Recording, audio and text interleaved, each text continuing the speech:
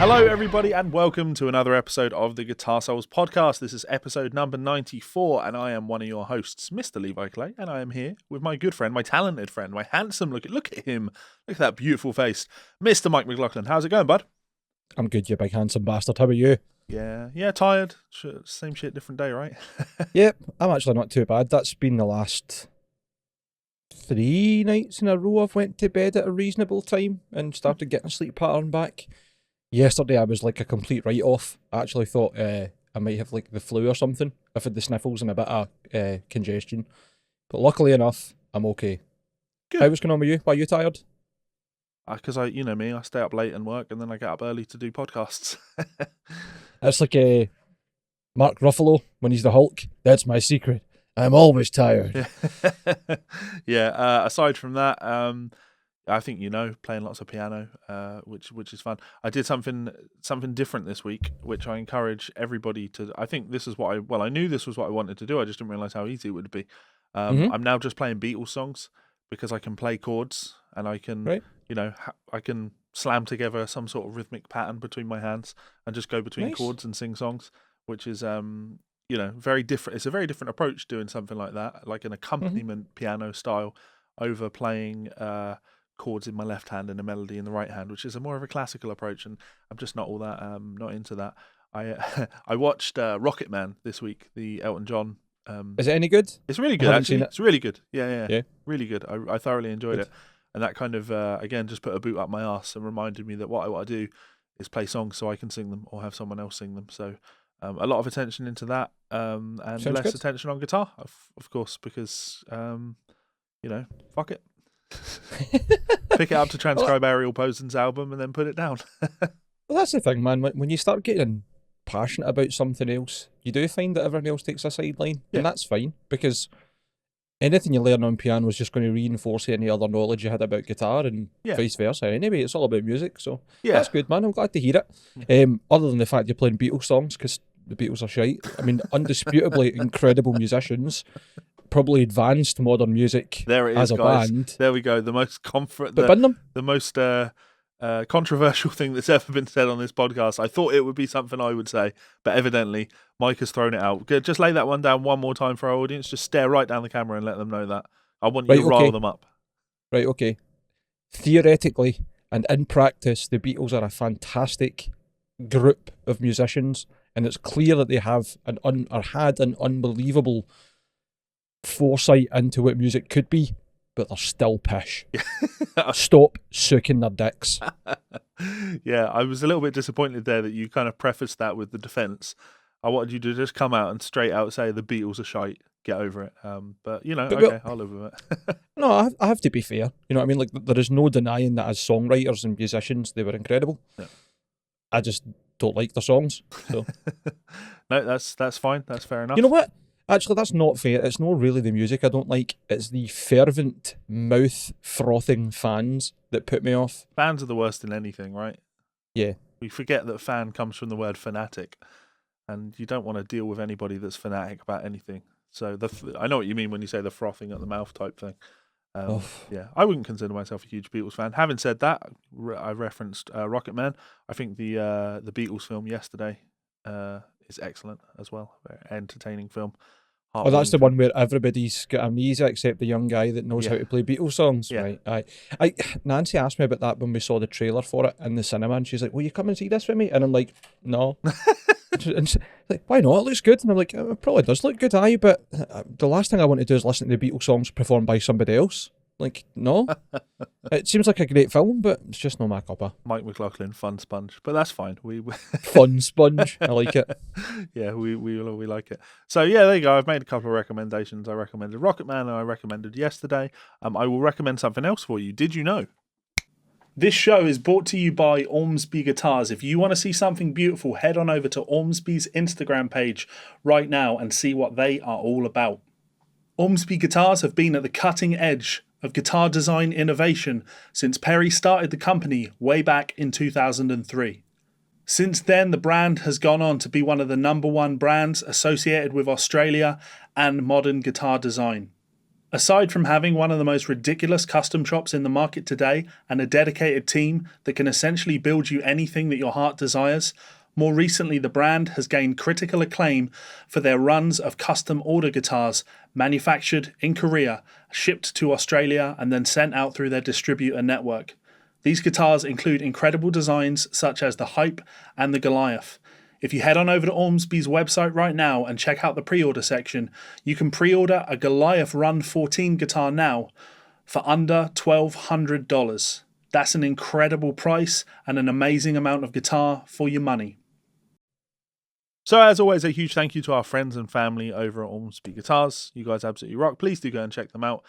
Incredible people, incredibly generous people. You know, we just did that guitar giveaway.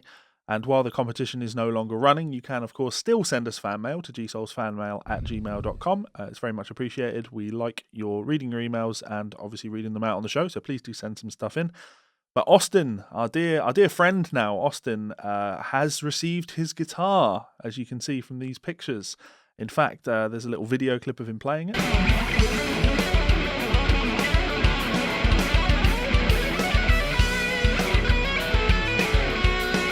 Yeah, very happy for him. It's such a nice feeling, isn't it? Such a nice Absolutely, feeling. He looks man. so unbelievably happy with that guitar, and it just makes me feel all warm inside, knowing that we kind of helped that happen, even though all the generosity was on Ormsby's part. It's funny you say that. It's almost exactly, not quite word for word, but certainly sentiment for sentiment, what I sent to Austin, because he messaged me a photo, and then obviously I sent it to you, and a video of him playing it and stuff, and then just like, oh, I'm so blown away, this guitar's amazing, it's probably the best one I own, and thanks very much and whatever else. And I was like, well, I mean, I'd love to take the credit for it, and I'd love to say you're totally welcome, which you are welcome, but none of this would have been possible if it wasn't for Perry and Co. So definitely the thank you goes to Ormsby Guitars, Perry himself, and the rest of the team. Yeah, it's from our part, it's really easy to give away something you don't own. It's really easy to give away something you didn't have to pay for. So yeah, in the grand scheme of things, we've not really done anything. We've not done anything incredible there. That was all Perry. Speaking of Perry's done a win-win-lose, really, hasn't he? Austin won, we won, he gave a guitar away. Yeah. So, well, no, because it's all PR, isn't it? And it just highlights what a good guy is, and you know, it's exactly what we wanted. So totally. Yeah, good lad, or a lot of them good lads. And Perry, top guy, because as I said, had that guitar collected from my house and shipped to Utah in 2 days. So express priority shipping across the world. I hear you've been having some bad luck with shipping. Yes, express priority 1 day early. So probably the most expensive that UPS offer.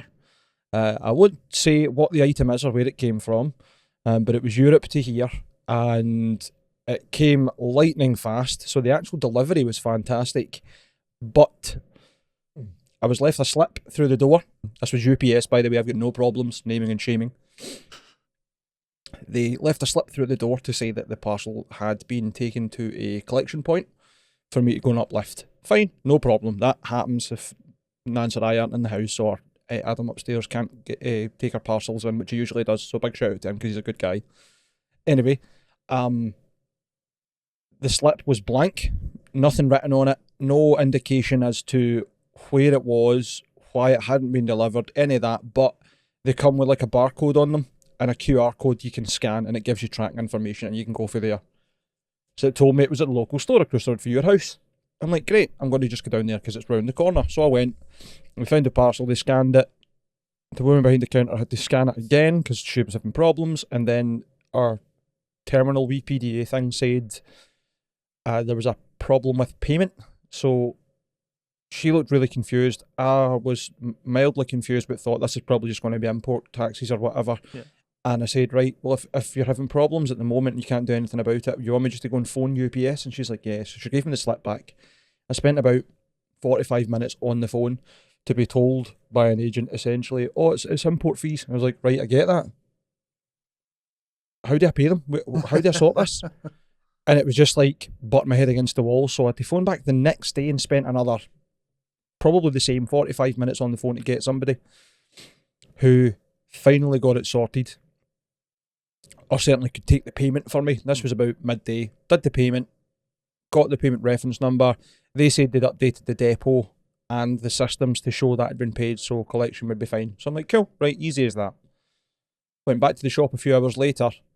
no, we've not got any payment, we can't release it, whatever else. I'm like, no, definitely, I've got the payment reference number. And the shopkeeper refused to phone UPS.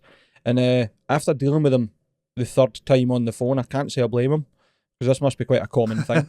Anyway, back on the phone to UPS, and they're like, oh, aye, we can see you made the payment, but the systems don't update.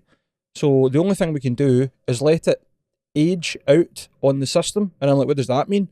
We'll leave it in the shop for 6 days, and then we'll basically act as if nobody's tried to collect it, and then we'll go and get it, bring it back to the depot, and then we can attempt redelivery, or you can pick it up for the depot.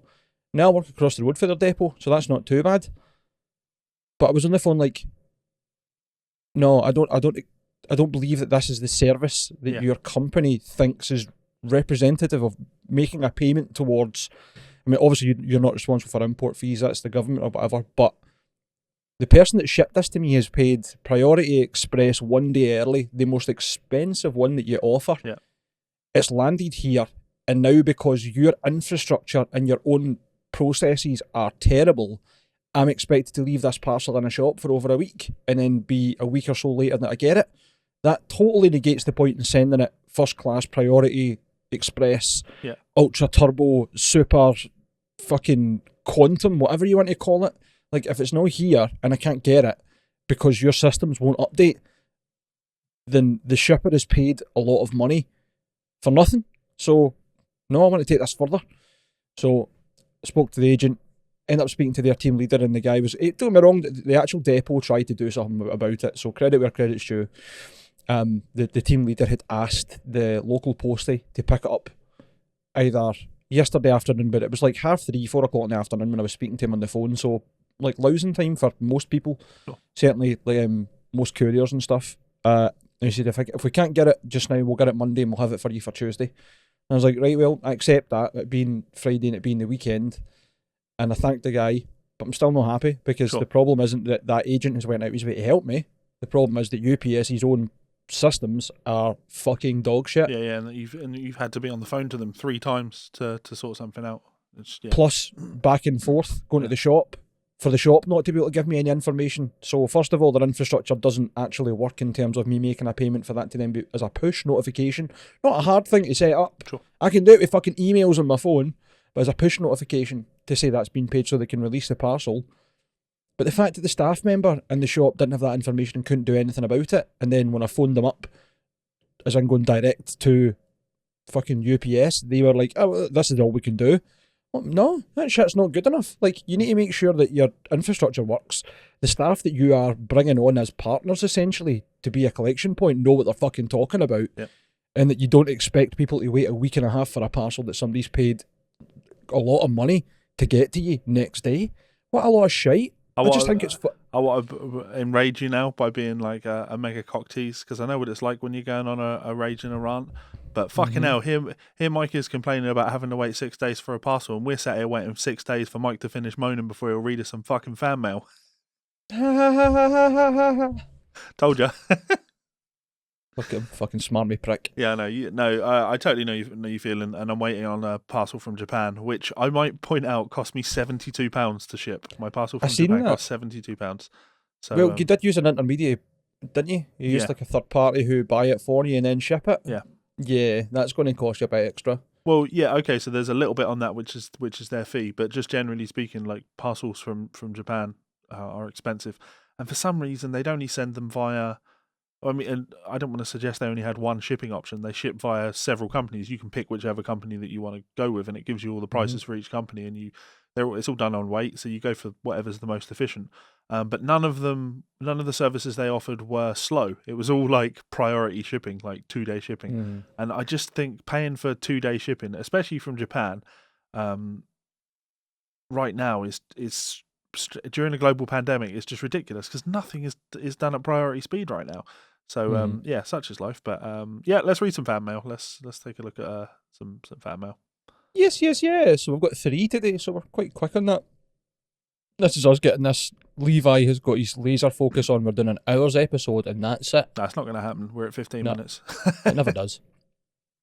So anyway, I'll crack on. So the first piece of fan mail is from Matty. Hi, Matty. Hey guys, hope you're both well. We are, mate, thank you. Hope you are too.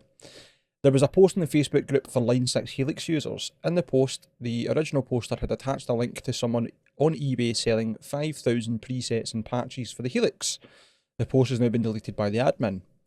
His issue with this, in the item description he mentioned that he'd sourced the presets from Line 6 Custom Tone, where people upload their own presets to share, etc. for free.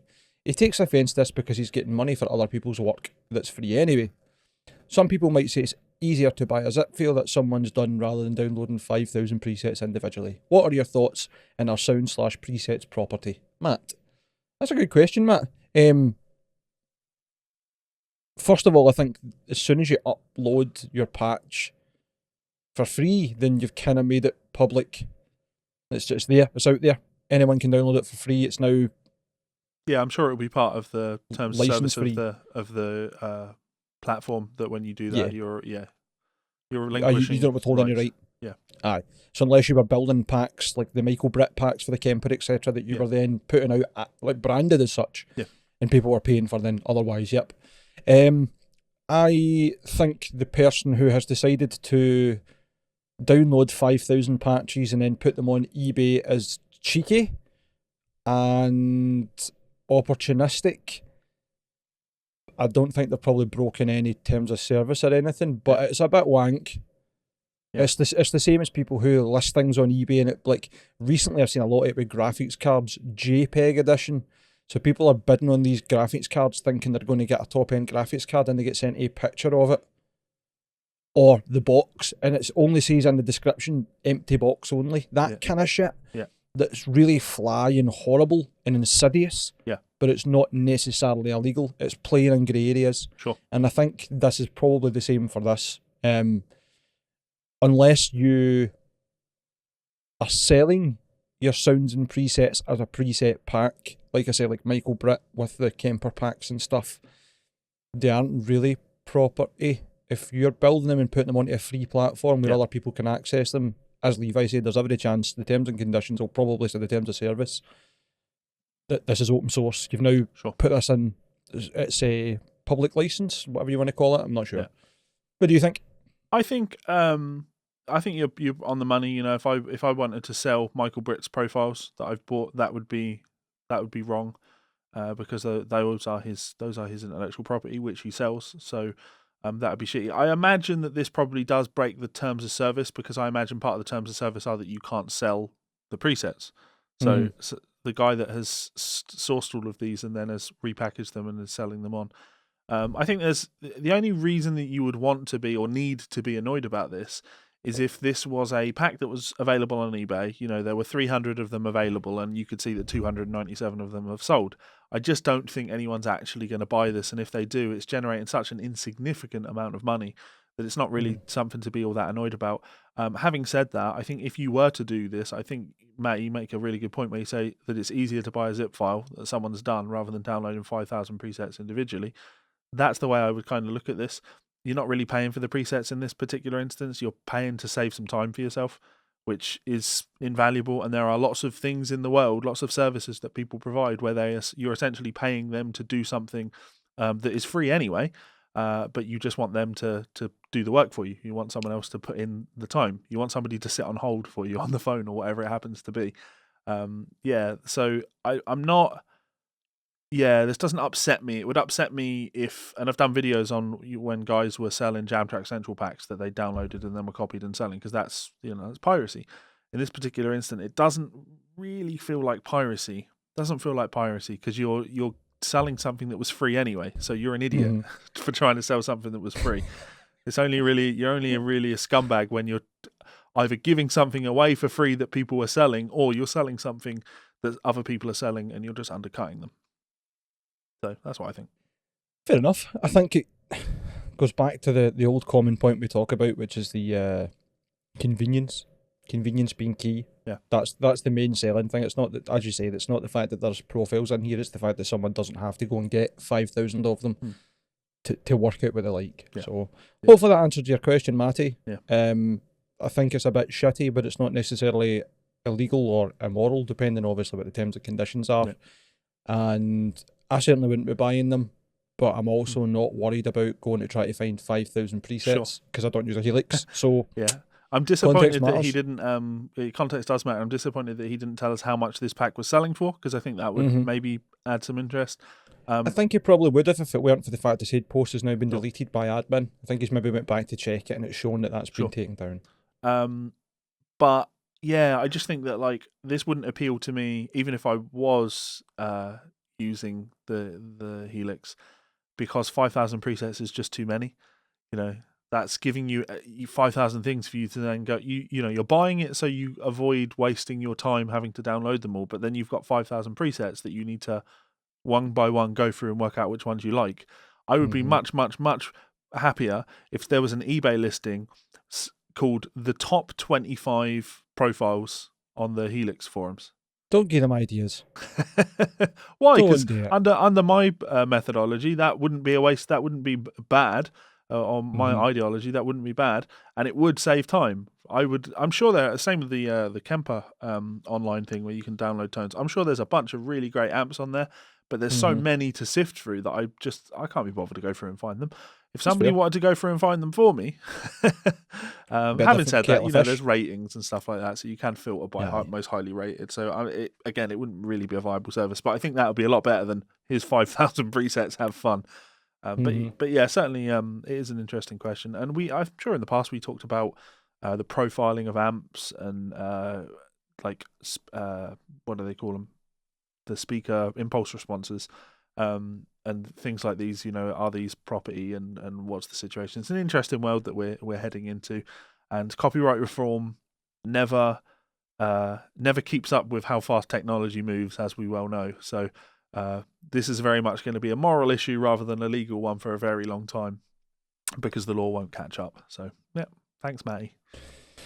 Yes, that's what you see it all the time. It's not uncommon, and I agree with your point as well, talking about fuck having to sift through them. I remember originally downloading Guitar Rig and going like mildly usable, terrible, bin, terrible, could do with some tweaking, terrible. Oh, that's a good one, terrible. And that was only about, I don't know, 50 or 60 presets. Yeah, it's not going through fucking 5,000. I did a video on the Kemper where I downloaded profiles for the shittiest amps from the Marshall MG, the Marshall MG, and the like a pig nose and things like that. And I made some recordings, and actually, like, people gave me some good feedback on that, and they said actually, like, that pig nose sounds really fucking good. I could actually imagine that being used on a record, because it has that like gritty lo-fi sound to it. Absolutely. So what you do with it? Exactly, like that kind of amp, like P90s on a slide guitar or something would be like really, you could make it fit in the mix. Yeah, it'd be honky, which would be really cool and cut right through. But you're right, like there's context matters. Yeah, we'll leave it at that. So next is from big handsome Darren Watson. Hi Darren, how are you, son? Darren's statement upsets me, to be fair. His fan mail was what, 7 words? Yeah. Shredding is shit, change my mind, Darren. Well, I probably can't change your mind, but I can give you some reference points to show you that shredding isn't shit if it's in the right context, and you can enjoy it for the player or the surroundings. You kind of said, like, have a think about it, and I was like, I can definitely have a think about this, and I typed up a list in about 10 seconds of people that I consider shredders that aren't boring or shit, that have a lot to put into the field valuably. Guthrie Govan, the full album Erotic Cakes, is so varied and so full of shred guitar, but in unorthodox positions. Like, you know what I mean? Yeah. Like a Rhode Island shred. Oh God. Do you know what I mean? Like, yeah. Sincerely though, right? Like, stupid context for shredding, but really good. And then you've got fucking Ron Thal playing a harmonised solo over the top of it that blows my mind. On that fretless, ridiculous. Next on my list was Pliny. Pliny's incredible musician. He's great at building big soundscapes and really building dynamic and emotion and control. Jacob Zaiteki, again, great same thing. David Maxim Mitchik, again, right up there. Not my favourite, but undeniably good player, and especially good at blending his own kind of styles into things, is Tim Henson. Can't really argue with that. Yeah. Paul Gilbert, maybe a bit more run-of-the-mill and goes a bit blues these days, but can't deny that Paul Gilbert was and is a monster. Especially when you get to the Racer X days. Marty Friedman, enough said. Total outlier, outside the box playing, made it sound really cool, still really fucking interesting. Things like Poison Was the Cure, Lucretia, like crazy, but really good. Tornado of Souls. Sure. Chris Poland, another Megadeth guitarist, also plays crazy fusion stuff. Yeah. Makes his guitar sound like a fucking 70s synth. Yeah. Like, how can you say that's no cool? Paul Masvidal. That's a speaks for interesting itself. shout, yeah. Stuff in Death's ridiculous. The Cynic stuff is also ridiculous. Cynic more so melodic.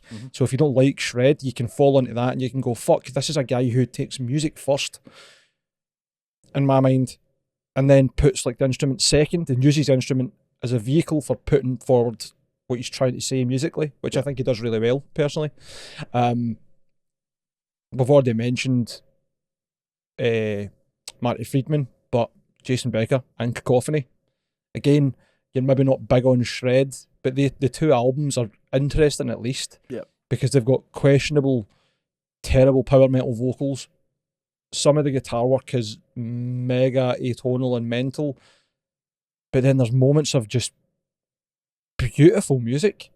So for me at least, that was one that I was like, right, fair enough, man. If you're going to go right in the deep end of being a ridiculous player, you're always going to get wee moments of it's a bit much. Yeah, but if it's the music, that's the point. Fire on Black Cat from Cacophonies Go Off, and that down, when that arpeggio section kicks in. Aye. That's just really cool. Is that the extent of your list? No, I've got 2 or 3 more. Jesus Christ, you did. Honestly, when Mike says Levi mentioned this before the show and I just fired up a list, like this is what he's written down in all of about 60 seconds. Mm-hmm. No, like, when I say like you gave me the question, I was like, cool, I can make a fairly comprehensive list to start with. Yeah. Next one up is Vinnie Moore. Yep. Meltdown's a cool as fuck track. I don't care if you're not into shred, that is a cool as fuck track. The swagger in the rhythm section. Yep. Is so else, and the video is ridiculous. It really is. Like, beyond needing to be. And then we get to the serious big boy of showing off how shred can be done in a super interesting, articulate, actual virtuoso way, and you've got Michael Romeo, Symphony X. Okay. Yeah, I mean, you know, I can get on board with that. He's my favourite rock guitar player. It's pure wank, but it's also super well done. Yeah. In my mind, you know what I mean? Like, the solo on it is Nevermore, isn't it? Yep. From Iconoclast. Yeah. Like, that's got some mental bits in it that make me think, like, this could be the music from, like, an anime. Yeah. Romeo's great. Playing on a guitar, and, like, just the playfulness, I think, is the thing that gets me. And he's playing, you know what I mean? Like, it's almost effortless when he's playing these ridiculous lifts. Yeah, it's riffs, control. Sorry. It's control. He's just got ridiculous levels of control. Pure control. It's almost like he's got, like, foresight as to, I know exactly what notes I'm going to play in 30 seconds and how I'm going to make it sound. Yeah. So what I'm doing right now is, like, I thought about this 2 years ago. It's mad. That the extent of your list? Yes. Let me hear yours. I can't believe you didn't say Buckethead. That surprises me. But, you know, such is life. That's fair. I think if... Well, thinking about Darren's argument, right? Shred is shit. I think people hate shred because it becomes very repetitive. Yeah. And as much as I love Buckethead, somebody that releases 120 albums in a year is going to have some overlaps. Some repetition, yeah. Yeah. And some filler. Yep. I mean, I think it's a shout I never thought of, and there's some great evidence in there that he is good at building shred as well as making it musical. But he also goes so far off the other side of it, right after the deep end, like fucking nutter. I think that you know, it's a difficult one to do properly because Darren's not here to give input on this, because anytime you're talking about something like this, it's kind of important that you define your terms. We need to know what we're talking about when we talk about shred, because this was originally a thread on his Facebook page, and lots of people fired back with some examples similar to what you're talking about here, and Darren was like, nope, shit. But then as soon as people started firing off you know, guys that play like country stuff but fast, he was like, yeah, well, obviously I like that. Obviously that stuff's cool. So it wasn't just the playing fast thing that bothered him. It was more specifically metal players. The context. Yeah, it'd be too easy for me to list off a bunch of like country guys that play really fast or jazz guys that play really fast. He's talking very specifically about that metal sound. And obviously, I think he's wrong. I think Malmsteen's amazing. I think very few people play with the flair and passion that Malmsteen plays with. He has. It's kind of the way that everybody talks about Eddie Van Halen and think of him as the greatest lead guitar player of all time. But actually, no, Eddie was a better rhythm guitar player than he was a lead guitar player. And with Malmsteen, people talk about how fast he plays or how good his sweep picking is. But no, Malmsteen has better vibrato than he does technique. And his tone. Picking. Yeah. He plays with undeniably such passion and flair. So I get vibes of Brian May from Yngwie Malmsteen when he does like his strong vibrato and when he's flicking between the neck and the bridge pickup. You know what I mean? Like the Brian May treble booster sound, that like almost enticing harmonics out before he's played them. Yeah. I think Yngwie can do that at times as well. Yeah. He's freakishly talented, actually. The pickup selector thing's a really good observation. If you watch him play live, he's constantly flicking between pickup selectors, and it's because he cares about how the notes sound, not just what he's playing, which I have a lot of respect for. I didn't think even watch him do the swells with the volume. Yeah. He's pinky. Like, I mean, that takes a lot of articulation to work up. Yeah. So there's a definite care there. I didn't think I was going to say Malmsteen first because I don't want to sit and defend the shred scene. It's something I grew up on, so I love it. I can't ignore how influential guys like Paul Gilbert were on me. You can talk about the Racer X era Paul Gilbert, which was hugely influential, but then I like Mr. Big more than I like Racer X, as crazy as that sounds. Really? Yeah, because they're a rock band rather than a metal band, and I've always been more rock than metal. So yeah, I do, especially the first... the first two, maybe first three Mr. Big albums. That first one, the self-titled one, is kind of it's the one that people forget about. It's the one that has the magician's hat and the wand on the cover. There are boots on it as well. It feels like there are boots. I don't know. I don't really know any Mr. Big stuff. Here's a question: what is your favourite Mr. Big shreddy song? And why is it not Colorado Bulldog right away? I'll tell you why it's not Colorado Bulldog right away. Right away. Because I remember getting a tab book for that album. That's on the Bump Ahead album. And that's the first track on the album. And I had the instructional video. And I remember spending hours and hours trying to get that intro down. And it was just... it's ridiculous. Yeah, that's... to be fair, when you use that as the example, I think that illustrates maybe the shit part of shred, though, which is it is really cool that he's pulled that off, but it is also functionally an exercise. It's a 3-note string pentatonic pattern, ascending and descending, and he's just put it in a song. And I think that is the kind of aspect of shred that I'm less into. I think if you look at songs like "Rock and Roll Over" by Mr. Big, that's a cool tune. Or one of my favorites to play is "Road to Ruin." I think from the Lean Into It album. So I'm definitely a big Mr. Big fan, but again, those weren't the examples I was going to give because I want to steel man Darren's position. I want to I don't want to straw man him. I want to steel man him, give him the most credit possible, and really address his argument as though it were a robust one, because obviously it isn't. And I'm going to go shred. I want to go shred, right? I want to respect your question, Darren, by calling you a fucking idiot. Exactly. And here's why. Andy James.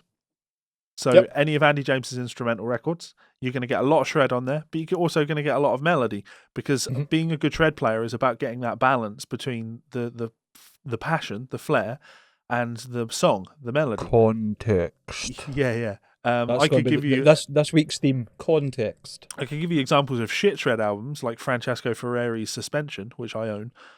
Is that the one that's like 27 notes per second? Does he brag, Francesco Ferrari, and like doing 7-string sweeps and Did he not have a Ferrari badge on his guitar or something? He did, yeah. Aye. I remember seeing it. Do you remember it might even have been the Shreds compilations that were on YouTube, and I'm talking about like 2004, 2005, 2006, and it was all these ridiculously fast players with like really bad quality clips put together. You know what I'm talking about? And there's like what's the French dude's name? VJ player? Christophe Godin. Yeah. Christophe Godin, him like sweeping and shit and singing over it, and like there's a few of them where like you would see things and you'd be like, wow, that's incredible. But then the majority of it literally just was what you're saying, like technique for the sake of technique. Like here's a really bad rock backing track that somebody's come up with, and then somebody going over the top of it. I'm not into that at all, and that's for me, that's the stuff where I'd be on board with Darren. But when you put on like one of Andy James's instrumental records, you've got great songs, great melodies, great vibes, great tracks, and the shred is the stuff that you put in there as excitement. The example I always give is playing music and improvisation and writing melodies and solos and shit like that. It's about expressing yourself, and shred has a valid place in that because Eric Clapton, although we describe him as all the Clapton zealots, there we go, the Clapton zealots would describe him as, you know, the perfect guitar player, somebody that can capture any emotion. It's like funny how he can capture every emotion, but every single emotion can be covered by 5 licks. You can't capture everything that somebody has to say with just 5 things, right? With 5 words, if you like. Yep.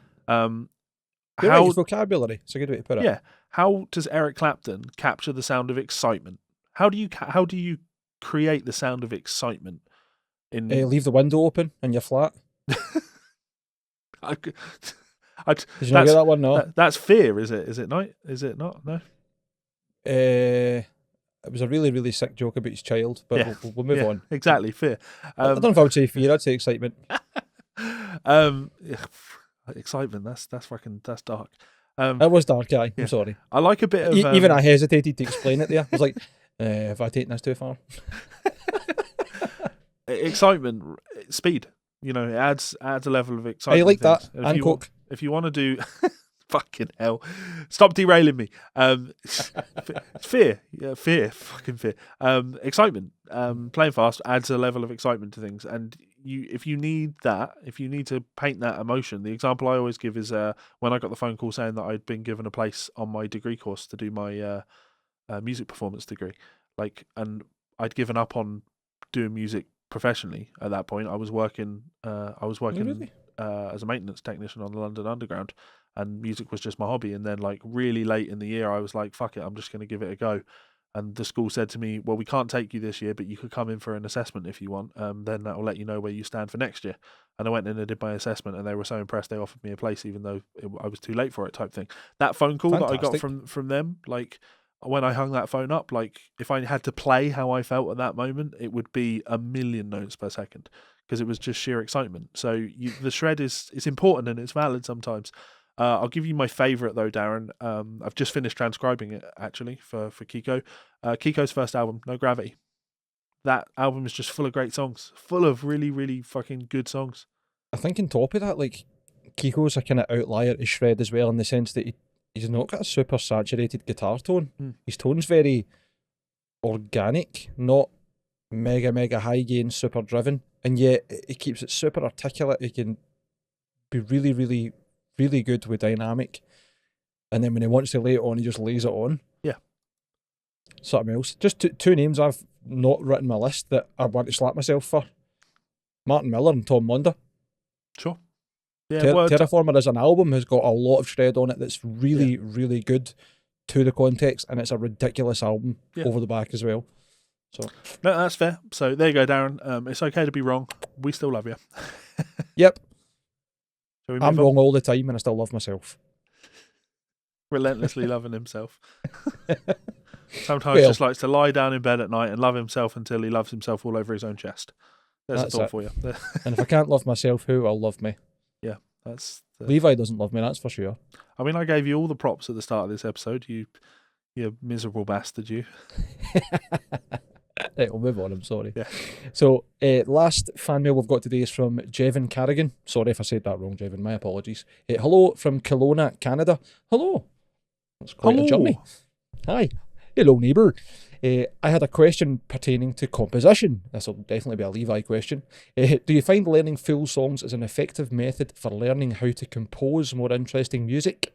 I've been composing for a long time and I've played in several bands, and I noticed that no matter what method I use to create music, it's always hit or miss.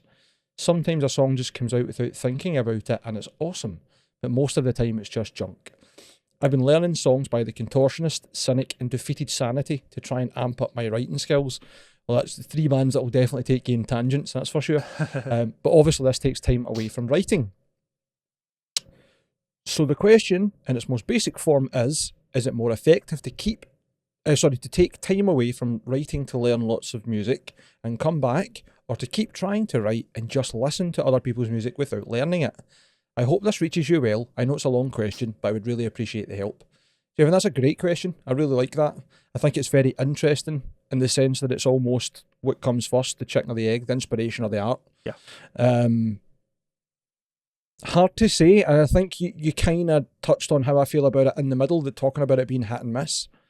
Sometimes your brain just clicks and something comes out and you're like, wow, I don't have to do much to this. This is almost exactly how I would imagine it should be, and it flows and melodically it's composed right, etc. And other times it can be a real labour of love. That's certainly my experience of it. I am no great composer. I don't do a lot of writing these days, but when I do, I find that it comes in bursts for me. And sometimes that burst will get me to the middle of a song. Sometimes that'll be one riff. Sometimes that's pretty much the full song appears in my head and I start playing it to work it out. So maybe the way I would answer it is this. Learning other people's music is going to open your eyes and your vocabulary to different ways of ending phrases or putting context on things, especially listening to bands like Defeated Sanity and Cynic. They use a lot of really out there chords. I've not listened to much of Contortionist. I know they're fairly genty, but I think there's quite prog as well. But by all means, between Cynic and Defeated Sanity, you've got a lot of technicality in there and a lot of really clever musicianship. Yeah. And I think more importantly, you've got that musicianship and the ability with good context. I think Paul Masvidal's a great writer in the sense that when he puts things in, they're not just there for the sake of it. They always go with the music. They always speak to what he's trying to say with the music. Again, for quote myself earlier on. And I think the same goes for Defeated Sanity. Leel's a most unbelievable musician. And the fact that last album he played guitar and drums for the full thing, and all the takes were one take, no edits, no punch-ins. Different type of human.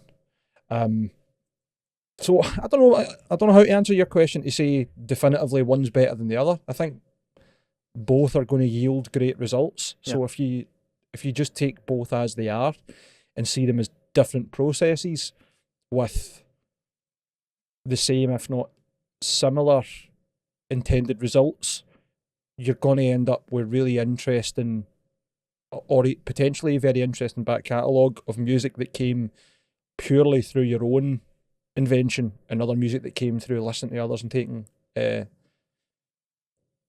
paying homage. Sure. Is that a good answer? Do you think that makes sense? It's a great answer. I think it's a really good answer. You said a lot of stuff that I'd agree with there. You didn't say anything that I would disagree with. If I were to add to that's it, a first. Yeah. It's an odd question to ask to us specifically because we're not known as composers. I think it's a really good question, though. I think it got my brain working at the very least. I think all three of them got my brain working. I quite liked that we had a question about intellectual property and free market and convenience over whatever else. Yep. One over just generally shred the shit, change my mind. That's it. Push forward why you think that's not the case. And then a question about is inspiration or research better for writing? Yeah. Sorry, continue. I've got a couple of songs that I've written that I'm legitimately very proud of. On the Hellcat album, I think there's three songs that I could bin most of that album, but 3 songs I'm still really proud of the songwriting. What 3? Tell me, because I really like the full album. It would be Fly Away. For obvious reasons. You know something I've never told them before? God. If I put that song on, genuinely 9 times out of 10 it'll be in the car, right? Because I've got the CD there. See, if I start singing that because I know the lyrics and where they came from, I will 9 times out of 10 with a lump in my throat or crying. Being serious.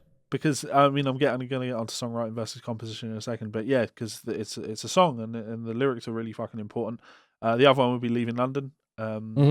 That's more compositional, but I do like that. Yeah, but I do like the personification of London as a person that I've got going on there. And the other's Whiskey and Heresy, because I wrote that all the lyrics to that as a poem that weren't intended to be lyrics for the album or anything. And then one day I was like, I don't care how long it takes me. I'm going to sit down and make these fucking work over a song because I like the lyrics too much for them Yeah, to just because you stay as absolutely a hate band. God. Yeah.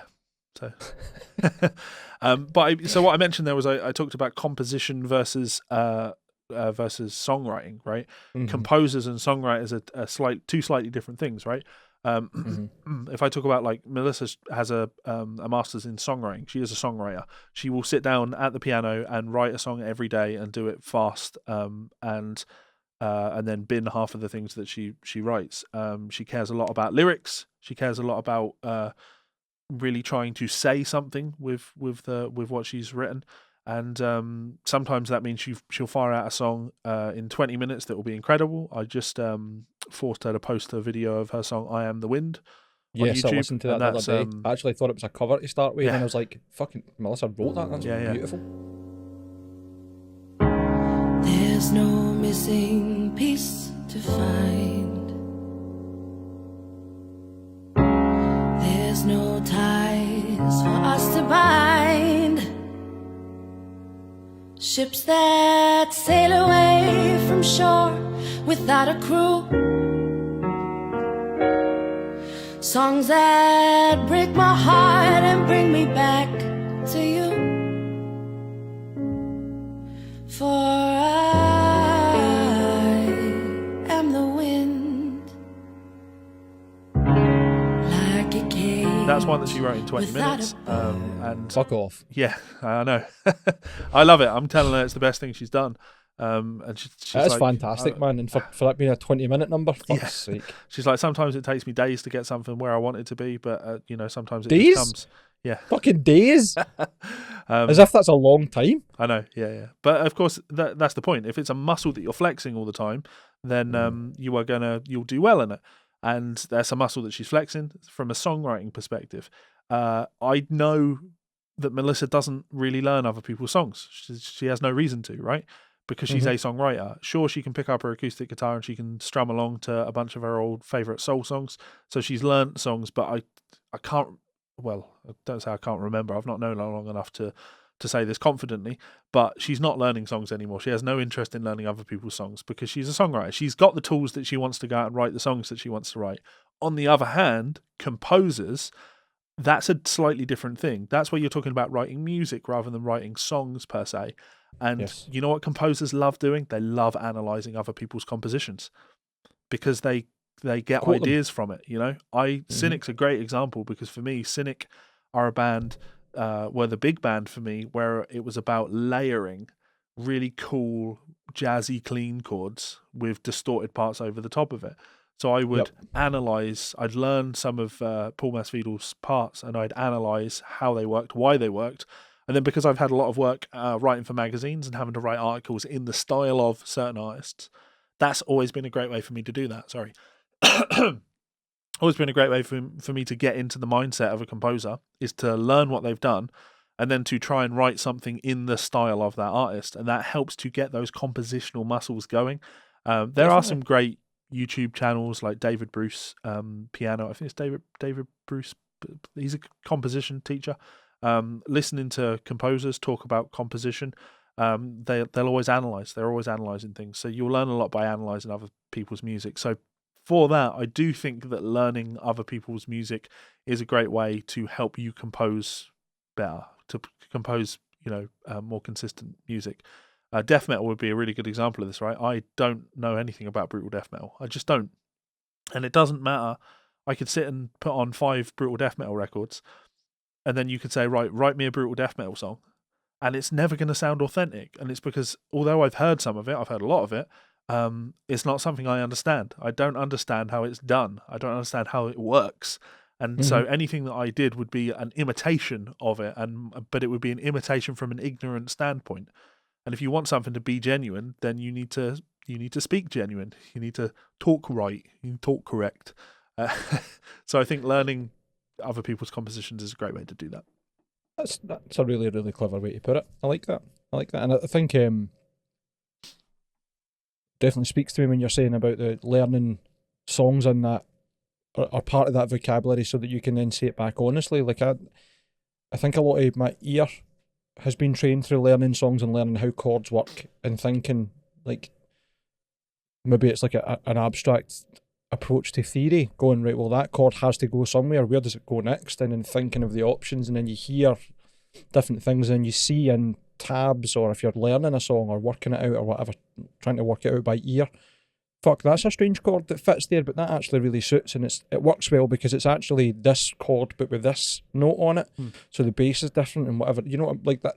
My brain dissects things in that way. You popped over the other day to drop off that bass, right? And I was sat at the piano, and I was like, "Oh look, I found the most beautiful chord," and I played a really nice chord. It's a Phrygian chord. It's a sus4 flat 9 chord, and it's beautiful. And I got it from a book, you know, and now I'm getting familiar with the sound of the chord. And now I'm trying to work that chord into things. And I just think this idea of composition where it's like, oh, I'm just going to sit and I'm going to just keep writing and just hope for the best.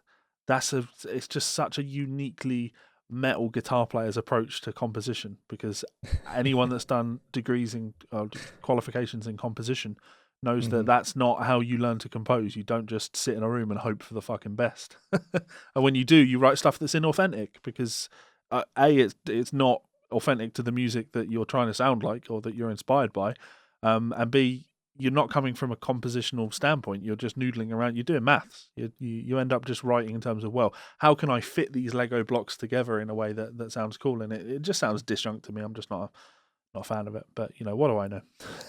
Doesn't always work. It's definitely trial and error in that regard. And if you're going to take that approach, I would think it's probably very sloppy to start with. But there'll be people out there that can fit stuff in that ridiculous regard, that can just go, that's a really weird ass time, and I'll just play this over it, and then it works, in whatever genre they're playing. But you're right. Those are some really good questions. I really enjoyed that. So thanks, Matty. Thanks, Darren. Thanks, Jevon. Really appreciate it. Shall we continue on? Yeah, we don't have a lot to talk about. It's We're mostly going through them fast. Weird and funny, isn't it? I want to start with the PRS thing and just Right. just to follow up. I thought you'd be very interested in that one. Yeah. So I was on video chat with Melissa last night, and she was like, "Oh, and when I get off this chat, I need to go and look into what the situation with these PRS license fees are for live streams, because I've got a live stream coming up." And I was like, "Oh no, don't worry, they've walked that back." And she was like, "What?" And I was like, "Yeah, they're not doing that anymore." And when I said "don't worry" to her, I was like, "Don't worry, you're not going to have to pay to do a live stream now." And she was annoyed. She was annoyed that they've walked it back, because again, as a PRS member, she has no issue paying a license fee because she knows she makes her money back on her PRS royalties. She's legitimately really fucking annoyed and wants to write a letter to the PRS and go, "How much do you actually fucking care about your members?" Because the way you should have been dealing with this is fighting what other people are doing in terms of manipulating and trying to create bad PR for you. What you have done is the absolute fucking right thing to do. You should be looking out for your fucking members. She said that when she first joined PRS, the membership fee is like £40, I think. £40. She said that if you can't make that back in your first month on PRS, then you shouldn't be a PRS member. Simple as that. So she had no issue paying for a license fee to do a live stream, because she knows she's going to make it back. And I just think that every single PRS member would absolutely take that same position.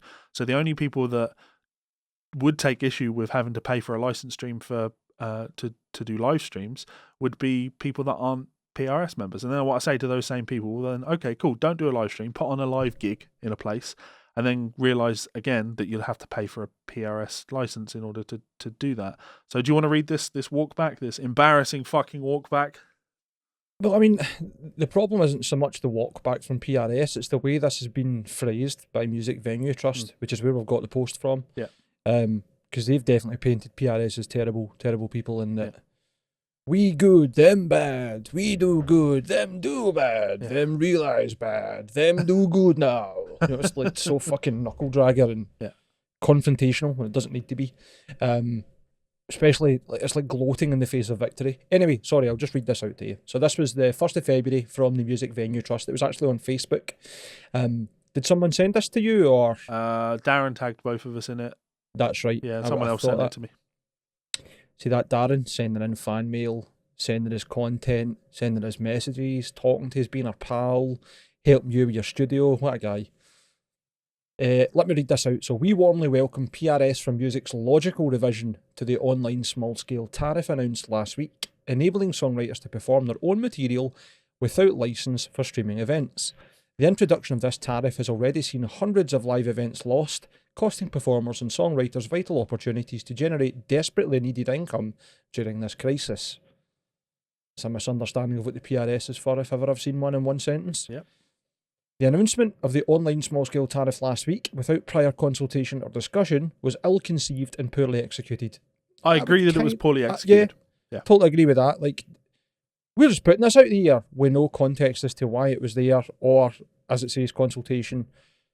Even with just PRS members, would have made brilliant sense, because then they could have come out and argued, certainly in social media posts, no, you're misunderstanding. This is why it is. Yeah, I could see a great kind of animated video launch with the announcement of this, explaining how PRS normally makes money for their members, how money is generated in the music industry, and explaining that due to the coronavirus, all of that money is being wiped out, and people that write songs aren't making the money that they used to make, right? Mm-hmm. If we're going to go back to a way of performing, why would we go back to a way of performing where people aren't getting paid? Mm-hmm. If they'd done that, if they'd launched this in the right way, rather than just going, yeah, no, if you want to do a live stream, you're going to have to pay us now. They do end up looking like the bad guys in that. But like I say, I just think it's a perspective of people that just do not fucking understand how the business works. Yeah, I think it's a bureaucracy tying up what essentially could have been a common sense thing.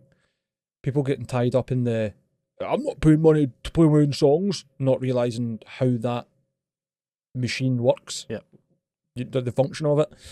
I was the same. Like, my first reaction when we were speaking about this story last week was to be like, no, this is shite, that's out of order. And it was only after you and I had really spoke about it, or I had read the article before we spoke about it, that I was like, well, I've definitely got the wrong end of the stick. And I think that was probably the way that most people would have seen this. Sure. Without using a bit of critical analysis. Yep. I'll continue reading, sorry. Sure. So they continue, it's good to see the PRS for Music acknowledging their error by immediately removing this charge.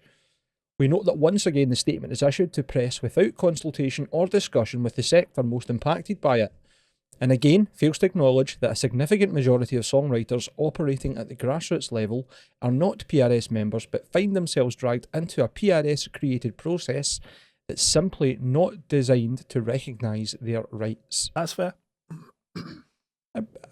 But the criticism there shouldn't be on PRS. The criticism is on those grassroots level artists that aren't PRS members. Yeah, or haven't approached the PRS to design a tier system with them that works better for them, or to be inclusive rather than going, the system that's there doesn't suit us and that's it. Again, maybe not a conversation that most people would be comfortable jumping into. Yep. A long-term solution that ensures that songwriters whose work is performed in the grassroots sector are recognised and rewarded is achievable. That applies equally whether those songwriters are PRS members or not. Don't know about that. It is time for PRS for Music to listen, to accept and acknowledge this fact, and to act collaboratively with the grassroots circuit to design an agreement that rewards all songwriters in this sector. Agree with that. Be nice if they would have that conversation, but telling the PRS they're wrong isn't starting that conversation. Sure. It's not opening that dialogue. It's certainly not furthering the it kind of misses the way something like that works, right? You can't say that PRS need to have a conversation with this smaller grassroots movement, because who is the single representative for this single grassroots movement? Oh wait, hang on, there isn't one, because there's no organisation. It's just people not understanding how the business works. They're writing songs and doing performances and they don't understand things. So either you need to sit every single one of them down and have a conversation with every single one of them at the same time, or you need to get some sort of collected representative for all of those people, all of those songwriters. Almost like that's what the PRS is for people that know and understand how you make money doing live performance, and the PRS is acting in their interests. The issue here is people not joining. Exactly. The PRS should be thought of as a union for musicians that gets you fucking paid. If you are a songwriter, you should absolutely sign up to PRS. It's as simple as that.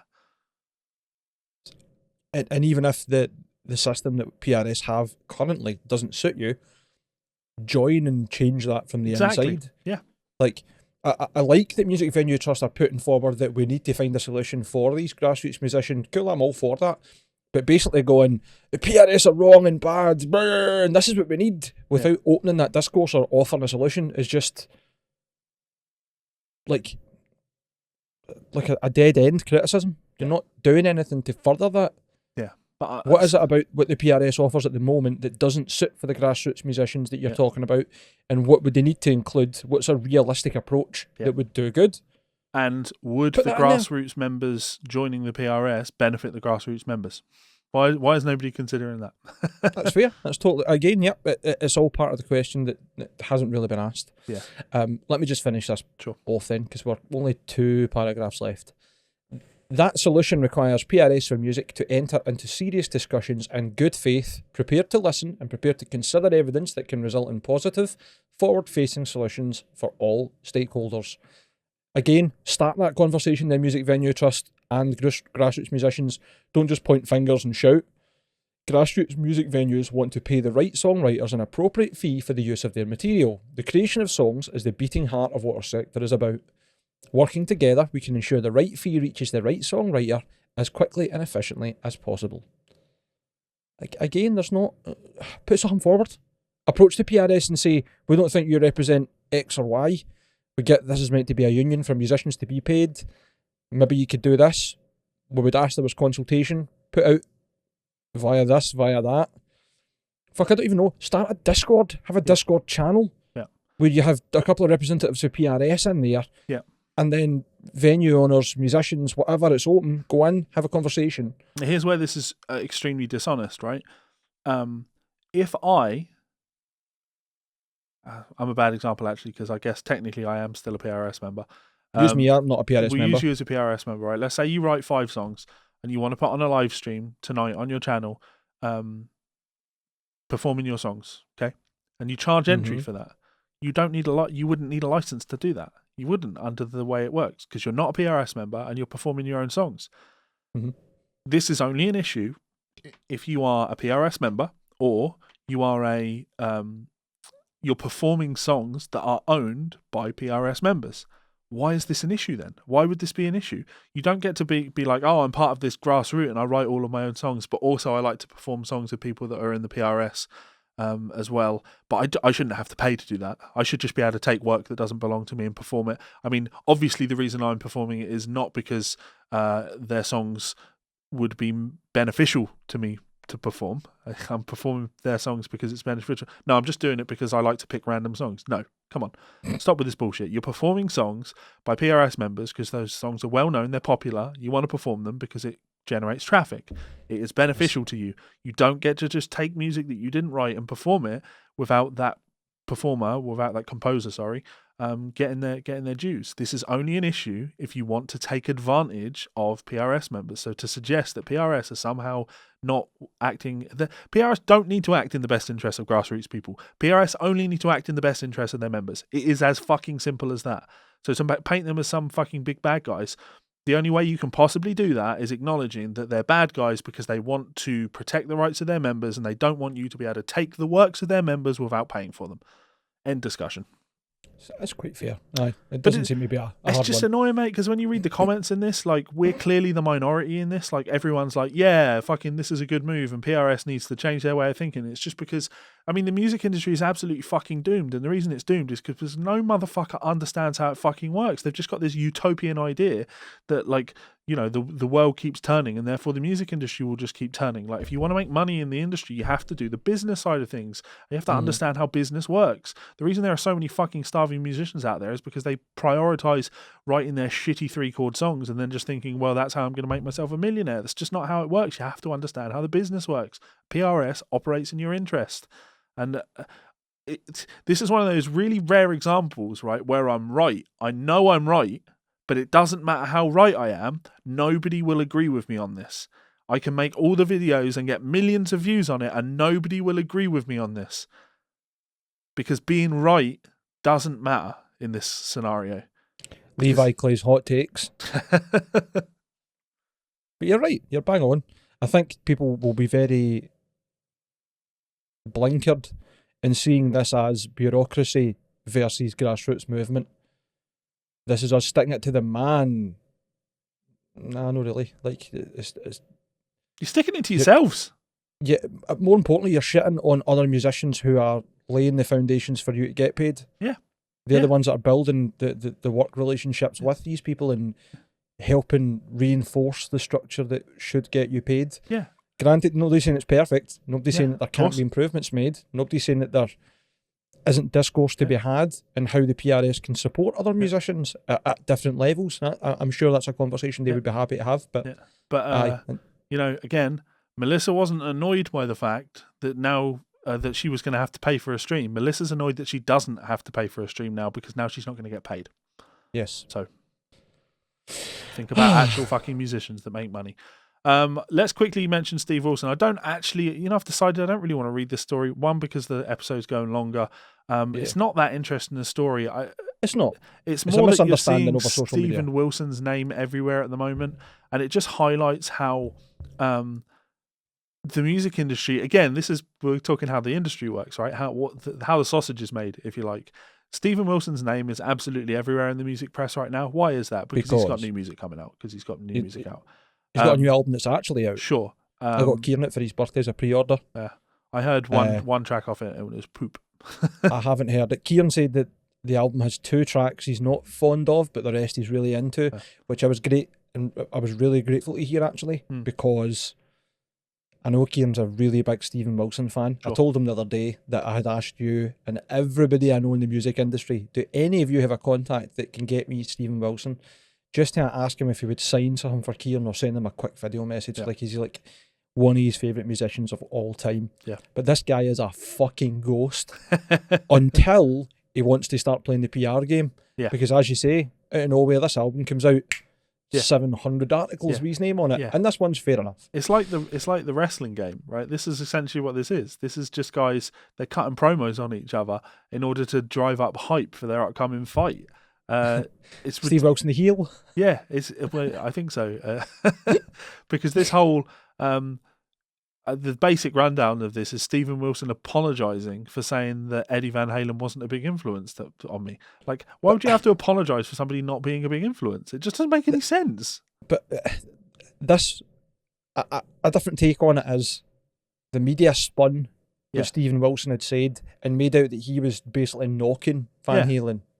Wolfgang took it that way and tweeted about it, and Stephen took the time to say, I'm really sorry for your loss. That wasn't what I was trying to say. What I'm saying is, as you put it, it wasn't a great influence on me. That doesn't mean that he wasn't a fantastic musician. It just didn't affect me the same way. And I think his examples were David Bowie or Prince's passing had a bigger effect on me than Van Halen's, which is fine, fair, totally. I just like to say, the original quote is when asked on if Van Halen's passing had affected him at all, he said, honestly, it didn't because I was never a fan. I know he's an extraordinary musician, and it's always sad when an extraordinary artist dies, but I was never a fan of that so-called shredder mentality.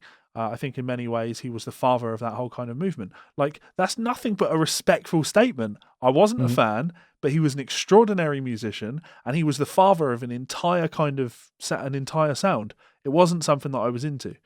So the press running with that and saying, Stephen Wilson shits on Eddie Van Halen, and then Wolfgang Van Halen to get upset about it and start tweeting about it, because of course he does, because it's Wolfgang Van Halen. He gets upset about everything on Twitter.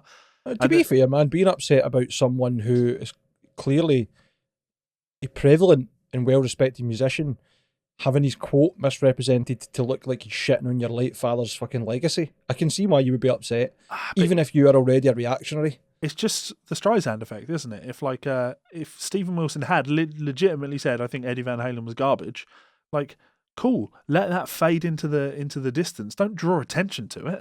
You just, like, honestly, it wouldn't surprise me if before this all went down, Steve Wilson and Wolfgang Van Halen had a little conversation where they were like, look, I've got a new album coming out. Let's have a tweet thing. I'm being ridiculous, but of course, yeah. But people do that shit like that happens. That's how they do. That's how the business turns.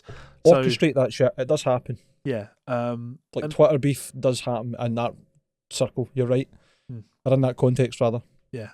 So and really take issue again with Blabbermouth running with the story, but they have to because Steve Wilson's really popular at the moment because he has new music out.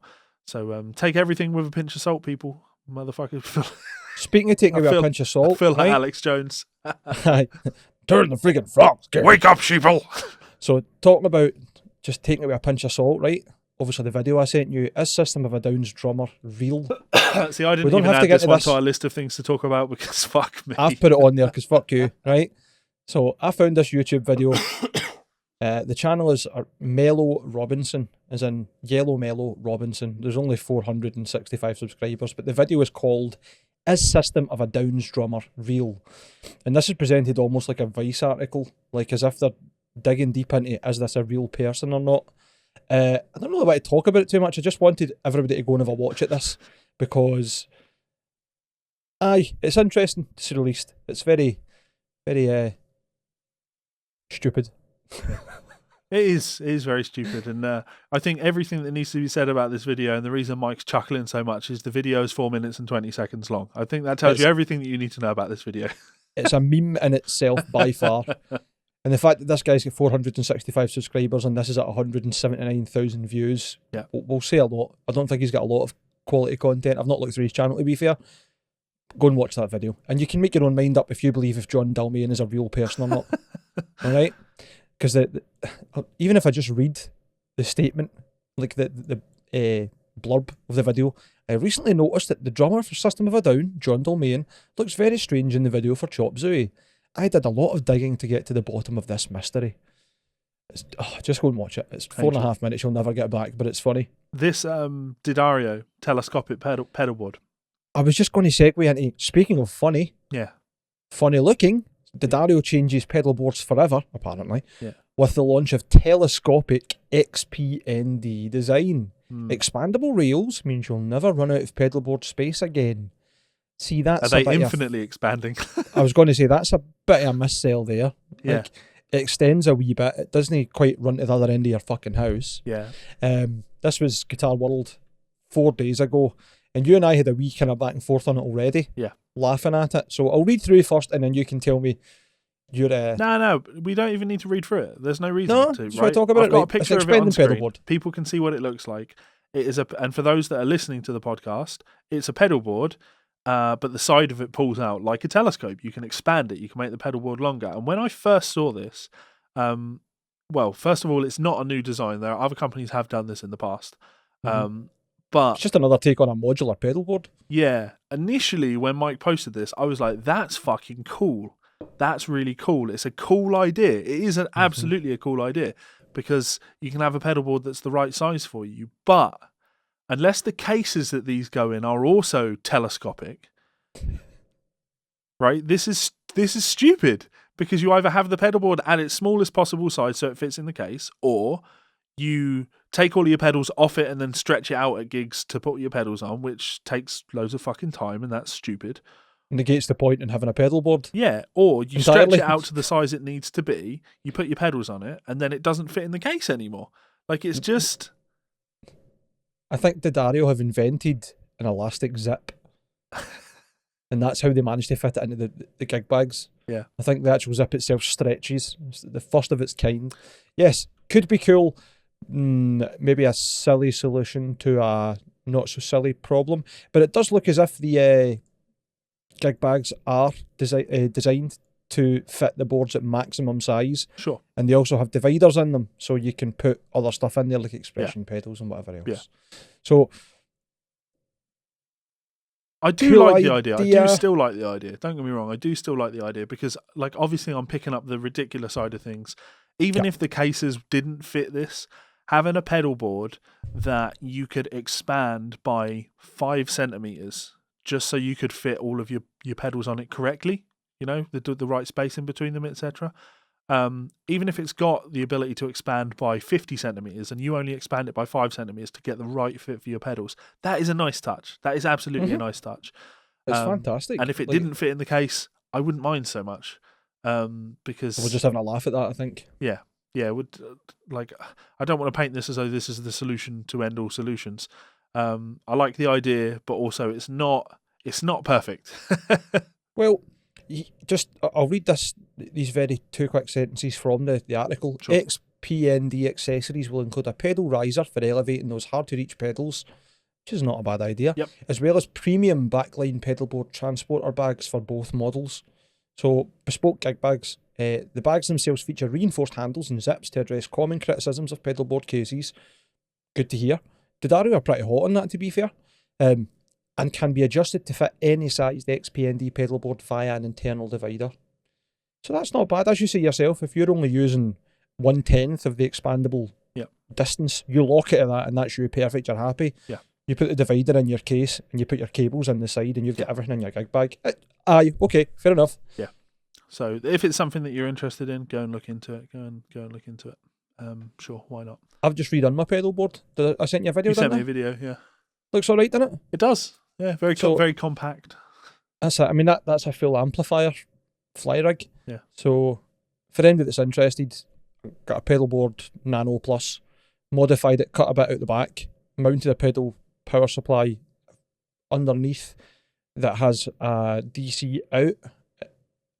I think it's a kettle, just a normal kettle plug 230, that then feeds an AC adapter that then feeds my Magnum 44 power amp, and then the rest of my pedals are all DC, so they're fed from the normal power supply. Yeah. So everything's wired onto the board as is, and I can just sit that on top of a cabinet, and I have everything that I need. So it's a great wee fly rig that I've been using for a while, but been meaning to redo the board to make it nice and neat. So I'm glad I've done that recently. That's good. That's do a the roadie fairly good. I was going to say it's a fairly good segue because I won't be going away anytime soon. So why I'm doing it, I don't know. And the Telegraph have also put out I don't know if this is an op-ed or not, but the reason I shared this to you is a good friend of mine who works in the industry and it is a touring tech shared this. Show's over for British roadies as Brexit blocks European music tours. I don't think that headline really encapsulates what this is trying to say. Sure. I don't think it gives enough context as to what they're actually saying. So Brexit means the end of the road for British roadie, with new customs controls threatening to wipe out the specialised transport sector that is centred in the UK.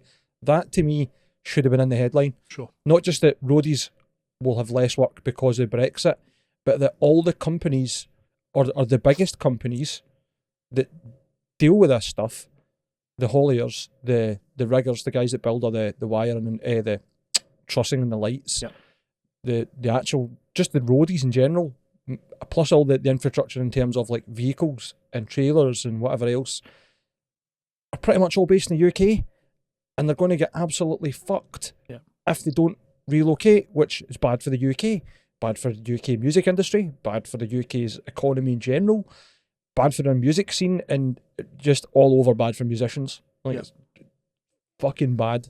Brexit's been bad for musicians anyway, but this is just another kick in the stones.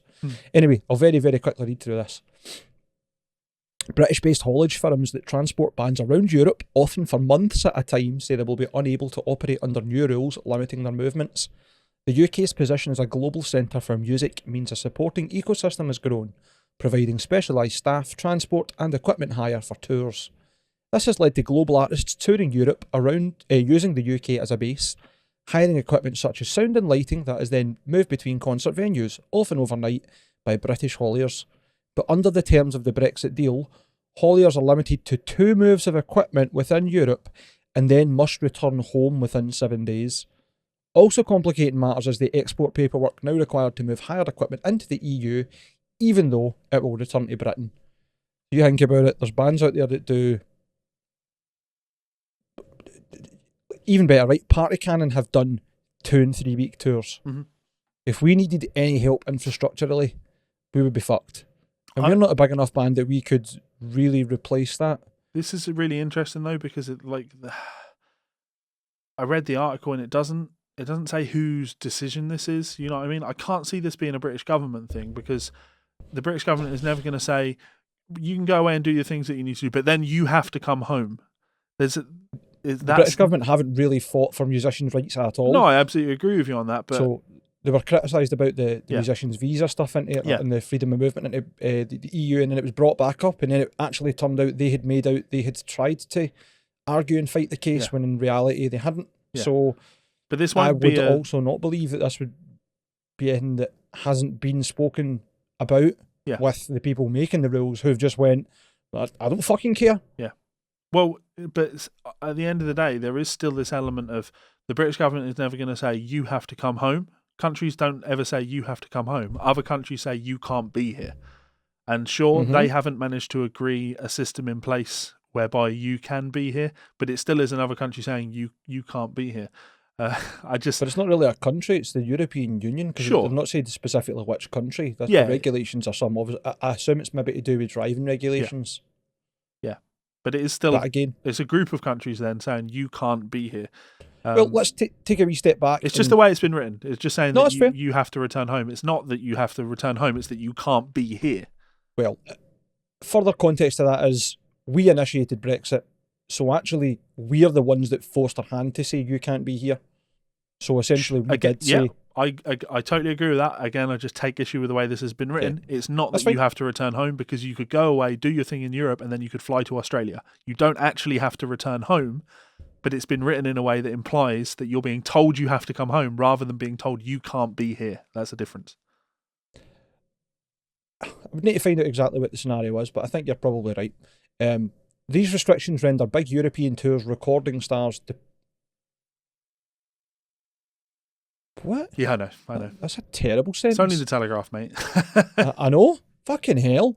I'll read it as is, and if anybody else can make heads or tails of it, then fuck, you're a better reader than me. These restrictions render big European tours recording stars depend on for income because of the collapse of record sales impractical for UK hauliers. It half That makes is sense. word salad, man. I'm sure there's two really good points in there that It's the have not been dissected. European tours that recording stars depend on. Yep. But For income. yeah. I don't even want to think what they tried to write there. The music industry contributed 5.8 billion to the UK economy last year, with live music responsible for about 10% of the total. Natasha Highcroft, director of Norfolk-based Trans Am Trucking, that's worked with acts including U2 and Iron Maiden, said her business cannot function under the new regime. She added, "The UK is a market leader in this industry and punches well above its weight. We are an integral part of the touring crew, and bands trust us to get them between shows using specialised vehicles. That means double, sometimes triple drivers for overnight moves, and the experienced staff to get bands set up." And that's right. Like you would need to have a very good and efficient crew that knew their own and each other's jobs to do this so efficiently and keep it running every single day. She said that when COVID travel limitations lift and touring restarts, the 130 vehicle family-owned firm that has been advertised to set up a European operation to be able to operate under the new controls, potentially taking the Trans Am's 150 staff with it. So, essentially, they're going to have to move to Europe to get round this. Yeah. Brexit's great, isn't it? Taking back control. Hey, strong and stable. Also under threat is Fly By Night, a Redditch-based operation with 180 vehicles and 250 staff. If you've ever seen a tour bus, the chances are it's a Fly By Night bus. Right. Richard Brown, his transport manager, said about 85% of touring in Europe is done by British companies, and the industry has grown here as artists need to tour as record sales fall.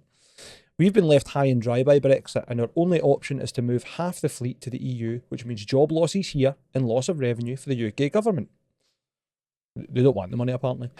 I think the rest is just talking about we the don't logistics, really need to talk more about it. And like, I think if we go back to what we said about PRS, or certainly what I said about PRS, like it would be hypocritical of me to not then be supportive of or be anti-Brexit here, because while I'm making the point that it's not the UK government saying you have to come home, it's the European Union saying you can't be here. That's a collection of countries and a union and operating in the interest of its members, and as it should. You know, they need to be protecting the interests of their members. They can't just go, okay, well, this other country doesn't want to be part of the membership anymore, but we're going to give them all the benefits of being in the membership, like freedom of movement. Like, you can't, You know what it's like? shouldn't expect that. Go on. No, you're right. It's almost like Britain are the grassroots musician who were getting the top tier deal and looked after by the PRS, and we went, nah, this is shit, we want better. And we fucked off out of it, and now we're saying, no, you need to do more for us. And That's incredible. I want to just post this link on all of the articles that are saying, yeah, PRS have changed their mind. Post this and say, in this scenario, the UK are the grassroots musicians that you're talking about, and you're whinging Oh wow, amazing, absolutely. It is, but that's what we did with Brexit. We went, cool, we can have the best deal. We don't want the best deal, we want better. But if you leave, you can't have the better deal. Well, we're going to leave and then we're going to get the better deal. but you're not. Yeah, it's absolutely fascinating and devastating at the same time. Like, we're laughing about it because it's If you ludicrous. wouldn't laugh, you couldn't do anything else. Like, Yeah. the last year has all but killed almost every band I can think of, except the people who are genuinely motivated from home to do their own thing. Party Cannon did a lot of tour and stuff booked last year that just fell by the wayside. Yeah. Obviously, we couldn't do anything. This year's looking like a total write-off. We've booked a couple of things prospectively. None of us are under the influence. They'll definitely go ahead, but we'd rather have things in place to be pleasantly surprised than not book it and then be disappointed when the time comes round and potentially we could have been there. But other than the fact that we do have some momentum internally as a band, we could have been completely dead. Yeah. And I have an awful feeling that we're going to see a lot of bands who aren't signed to major labels or don't have a great financial backing dry up and disappear, because gone are the days of touring Europe without ridiculous red tape. Are you ready for the brutal capitalist in me to come out? Yes. That'll be less competition for you now moving forward. To a degree. Survive or die. And you're going to survive through this. And why are you going to survive through this? Because you're hardworking. Because I'm a survivor. Exactly. I'm not going to give up. I'm not going to stop. No, I'm going to work harder. Yeah. Something like There will be far too many bands in this scenario where they just expect everything to be done for them and everything should be easy and they won't be able to survive. And those that, like, it's less you, isn't it? It's more Chris. Like, Chris is so unbelievably driven. This is what he wants to fucking do, that he's going to go out and fucking do it no matter fucking what. Nothing is going to get in his way, and he'll work out a way for it to happen. And I mean, you know, I say that survive or die and your competition's going to die out, etc., etc. While that is true, there's also going to be virtually no fucking industry to return to. So I guess it's not all sun and roses. Unless we turn into like fucking baby metal or that fucking huge Korean BTS, I don't imagine we're ever going to make any money. But who knows? Should we finish the show up with this silly little story? It'll take 2 minutes to read this. A US toddler is releasing her debut electronic music album, which she produced using MIDI before she was born. I like this because this kind of goes back to our questions: composition versus songwriting. This is neither composition nor songwriting, because the artist in this case is not the toddler. There is no conscious decision to influence the writing of this, writing or the composition, as you say. Music is organised sound, right? And unless there's some sort of organisation, unless there's some sort of creator making conscious decisions, it's not really a composition. Doesn't mean that it's not art, but in this case, the artist, like I say, is not the toddler. Go on, read us this. But it's still cool, isn't it? Like, yeah, I'm okay with it. Don't take issue with it. But I'll preface it and say that this child is the proto-hipster. I was writing music before I was born, son. Messages created during freeform meditations were sent to synthesizers. That's the subheading. Some of us spend a lifetime trying to finish a debut album, but young Luca Yupanquai managed to create hers while she was still in the womb. Ooh. The US toddler is set to release her record, Sounds of the Unborn, obviously she named it herself, on the 2nd of April. Not the 1st of April, we should say. That's specifically in the article. Yeah. It was created with the help of her parents, Psychic Ills bassist Elizabeth Hart and Lee Scratch Perry collaborator Ivan Diaz Math, who hooked up a biosonic MIDI device to Hart's stomach and used data collected by it to trigger Ivan's synthesizers. The album is based on 5 hour-long freeform meditations, which were allowed to flow without much interference, just falling deeper into trance and feeling the unity. The results of these sessions were then edited and mixed by Hart and Math with as little intervention as possible, so that Luca's message exists in its raw form. The MIDI biodata sonication device used to make the album is now available for pre-order. Once attached to the skin, it measures fluctuations in galvanic conductance to produce up to 5 MIDI notes at a time, which can be transmitted to a configurable MIDI channel. It costs $200. So essentially this is an advert for some guy's shite fucking MIDI device. Yeah. It's a polyphonic belly reader. Fuck off. Yeah, you could create a sensor on my skin that measured how much pressure was applied to the skin, and then another sensor for how much movement my head makes when you physically slap me around the face. And you could just slap me over and over, and you'd have a velocity for how loud the note was, and where the note, how far my head moves is the pitch of the note. You couldn't then go, that's composition. You've got one random source of data, and then you are then turning that random data into the MIDI, and you've got some weird thing that you've done, like a way of converting these things. This means this equals this. In this particular example, the person that has programmed that conversion is the artist.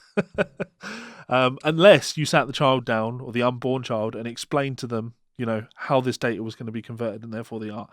Having said that, I don't hate this. Well, we can be really fair to them. There's 2 more paragraphs, right? And just you talking about relating it to the unborn child, it's only fair, right? So, Sounds of the Unborn was mixed in 2020 after Luca had been born. This means she was able to join her parents in the studio where, according to Sacred Bones Records, she was fully aware of what was happening. Here's the quote, right? And I think we should just end it on the quote because there's not really much more to say, right? She would open her eyes wide and stare at her parents, seemingly recognising her own sounds from the womb, knowing that they were revisiting those rituals that had made them come together as one. Those mixing sessions were technically the first time Luca had heard her own music, but her reaction made it clear that that wasn't really the case. She had already lived it.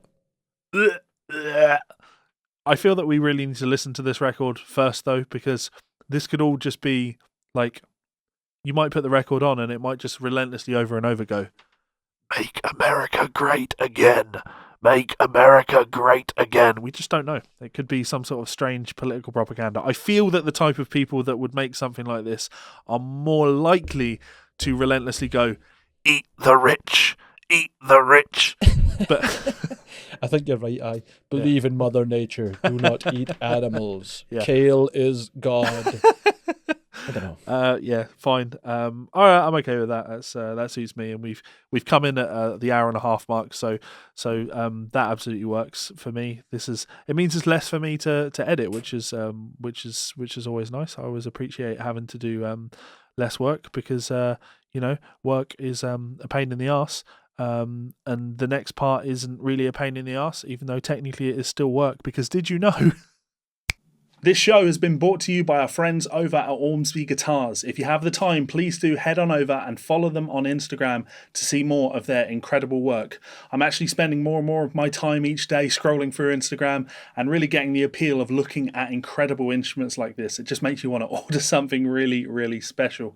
Of course, you can always contact them if you want to order a custom shop guitar, or head on over to their website, check out the pre-order section, and get involved on the upcoming Goliath Run 14. Again, one of these guitars can be pre-ordered for as little as $1,200 US. That's an incredible price. That's a lot of guitar for very little money. So if you want something like this in your life, head on over to ormsbyguitars.com and get involved. Thanks so much to Ormsby, and we'll see you for another show soon. Laters.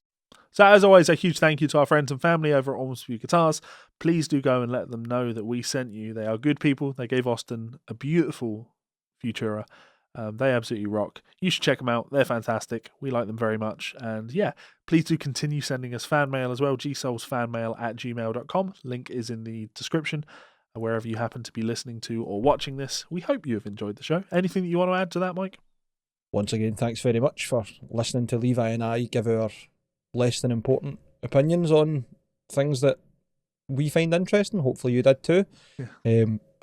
As Levi said, keep the fan mail coming in. It's been great. We've been getting a lot of interesting stuff, a lot of good questions, a lot of good conversational points.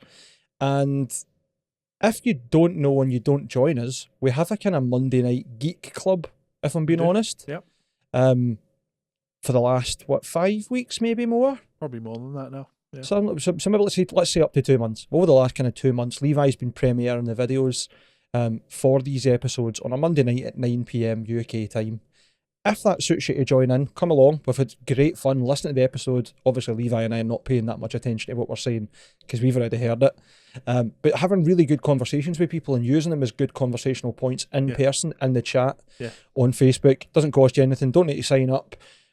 But we definitely appreciate it. We've been getting quite good numbers. We've been at least 50 people at one time joining in, watching at the same time, having a good conversation, and then continuing in the comments afterwards. So come and join us. If you like the content, give it a thumbs up. If you don't give it a thumbs down. Just leave us alone. Come and chat with us, insult us, compliment us, ask questions, make points, buy t-shirts.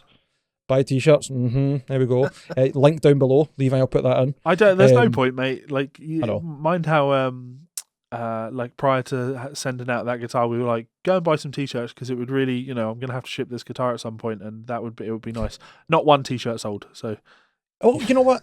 What I would say is, and this is definitely a redeeming because it doesn't bother me that much. If you and I need to pay for hosting, we pay for hosting. Sure. Yeah. But I did notice that after last week, quite a few people had contributed to Kaylee's GoFundMe. Yeah. And that meant a lot, certainly to me. I'm sure to Levi as well, without saying. So thanks very much. I don't ever say nice things, so. I know. So I'll speak in his behalf because he's a big, cynical, angry bastard. He's become too Scottish, even for me. So jaded with the world that his skin's coming out in tartan. He's got a bagpipe for a ball sack. Jesus Christ. Anyway, that was sits down to shit and it's just.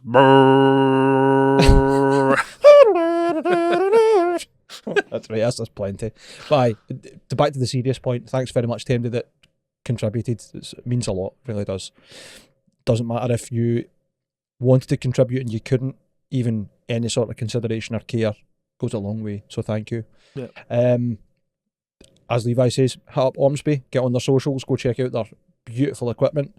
Big love to them, and big love to all the other friends of the show. We've got quite a lot of brands out there that, funnily enough, after the last conversation that you and I had asking about, when we had the question from the fan mail about how do you go about endorsements and stuff, we've actually had a couple of people talk to us, not making propositions or anything, but basically not circling the drain either, but hinting at collaborations. So we might have a couple other things, sponsors, you name it, coming on board in the next couple of months.